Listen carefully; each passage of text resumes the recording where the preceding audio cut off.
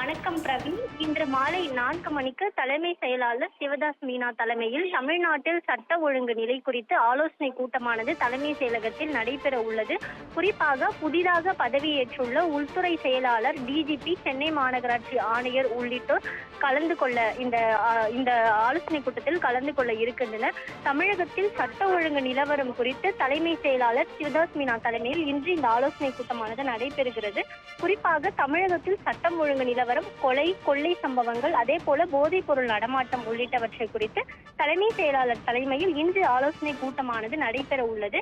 சென்னை தலைமை செயலகத்தில் 4 மணி அளவில் இந்த ஆலோசனை கூட்டமானது நடைபெற இருக்கிறது.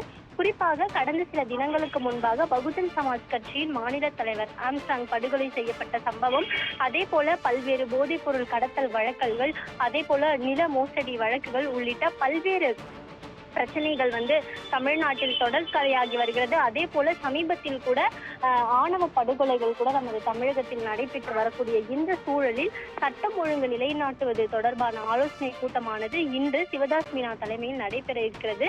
புதியதாக பதவியேற்றிருக்கக்கூடிய அதிகாரிகளும் இந்த ஆலோசனை கூட்டத்தில் பங்கேற்க உள்ளனர்.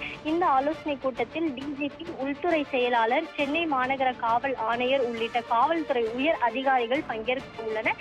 இன்று மாலை நடைபெறக்கூடிய இந்த சட்ட ஒழுங்கு குறித்ததான ஆலோசனை கூட்டத்தில் சட்ட ஒழுங்கை நிலைநாட்டுவது குறித்து முக்கிய ஆலோசனைகள் அதிகாரிகளுக்கு வழங்கப்படும் என எதிர்பார்க்கப்படுகிறது. அதே போல அதிகாரிகளிடமிருந்து அவர்களுடைய யோசனைக்கேற்ற கருத்துகள் பெறப்பட்டு அதன் மூலம் சில நடவடிக்கைகள் இன்னும் தீவிரமாக்கப்படும் என எதிர்பார்க்கப்படுகிறது. பிரதீப்,